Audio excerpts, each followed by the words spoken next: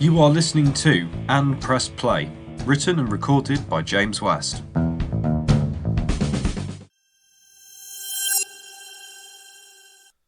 Hello all, and welcome back to And Press Play. This week I'm reviewing... Hang on a sec.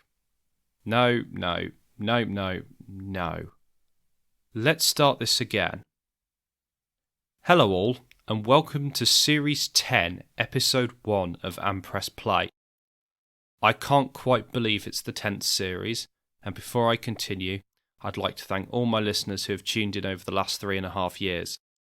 It's been quite a journey, and I'd like to think I'm a lot better at writing and recording these reviews than I was when I started. It's been a joy to run And Press Play, and I hope to continue it in the future. This week, I am reviewing Come Back, Be Here, Taylor's Version by Taylor Swift, taken from her 2021 album Red, Taylor's Version. That's right, I am lucky enough to be able to review the same song twice and two different versions by the same artist. For those of you who are eagle-eyed or have followed And Press Play since the beginning, you may remember that I reviewed Come Back, Be Here in the very first series of And Press Play back in January 2020. The world was a very different time back then. The song starts off with some guitar strumming, which helps set a quiet but reflective mood. This continues on for a few seconds before Taylor's voice comes in. You said it in a simple way, 4 a.m. the second day. How strange that I don't know you at all.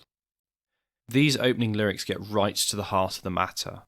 A long-distance relationship. It's also a very disarming opening, with these lyrics suggesting an acceptance that the relationship has ended, and the final line suggesting that the narrator has already started reflecting on how different they were at the end of the relationship from the beginning. As the verse continues, we get more lyrics which speak to the trouble that all long-distance couples face. Stumbled through the long goodbye, one last kiss and catch your fly, right when I was just about to fall. These lyrics are all about the difficulty of saying goodbye to someone you love when you don't know the next time that you're going to see them, and in particular the right when I was just about to fall suggests that the narrator is keeping themselves together just long enough to see the other person go for both of their sakes. Her vocals stay soft all through the verse, and there's some nice breathlessness on you at all and just about to fall, which lets her voice waver slightly, helping the listener to understand the emotional turmoil she's going through at the moment. Getting into the pre-chorus, some strings are added to the mix, which contrasts well against the sharpness of the guitar. Her voice becomes stronger, and she sounds more impassioned as she sings, I told myself don't get attached, but in my mind I play it back, spinning faster than the plane that took you, with her sadness and longing for the other person becoming more noticeable with each passing line. It is clear that while she knows the relationship can't last, and she wants to remain detached from it, her heart is saying otherwise. She really likes this person. The emphasis on the last line helps underline the emotional turmoil she's in, and all of this is brought home with the furious strums of the guitar at the end of the verse. The drums then kick in as the chorus begins and are accompanied by some keyboard, adding greater texture to the music. Taylor's vocals become louder in the mix, sitting on top of the music as she sings in an impassioned and longing voice. And this is when the feeling sinks in, I don't want to miss you like this. There's a note of anger in her voice as well during this part, as if she is angry at herself for feeling the way she does. We then get the repetition of Come Back, Be Here, with each line being sung more frantically than the last, showing the more time passes, the more desperate she is to see him. The other line of note is, I guess you're in New York today, implying she doesn't actually know. They are so far apart she doesn't know what he is doing. The music throughout the chorus helps create this very tumultuous and conflicting atmosphere, with the drums, keyboards and strings all helping to suggest different emotions throughout the chorus. As we transition into verse 2, the keyboards recede, leaving the music to be comprised of some harsh percussion and strings.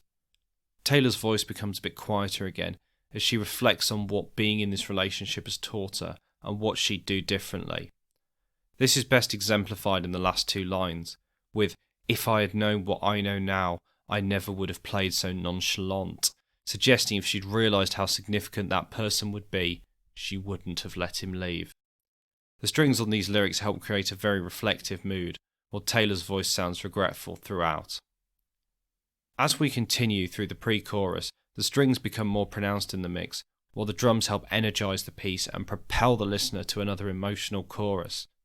The lyrics here express the difficulties of long distance and sum them up in an elegant way.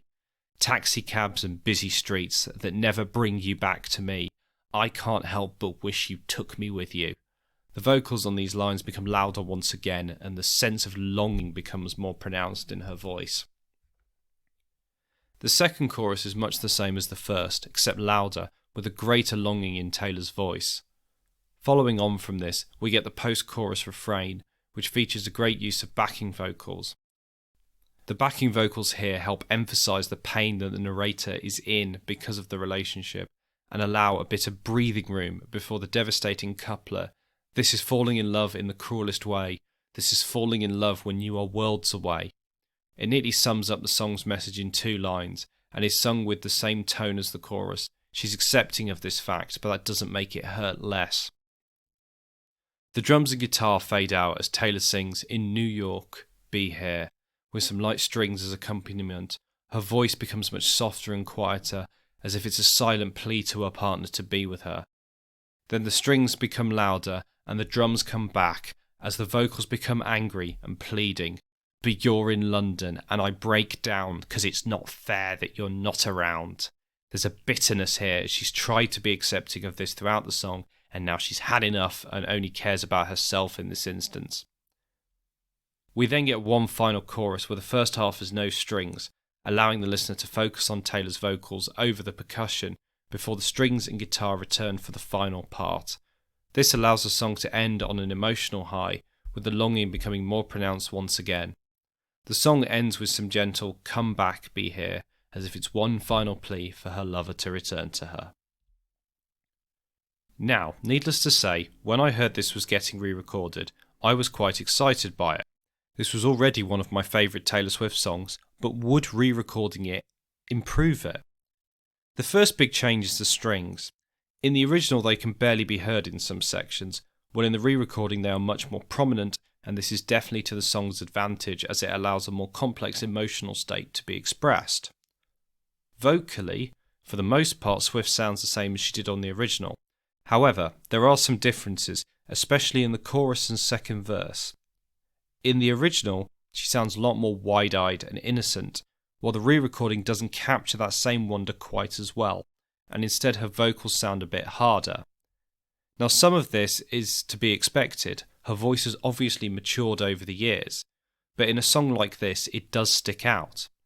It doesn't stick out enough to ruin any enjoyment of the song, but occasionally I do prefer listening to the original.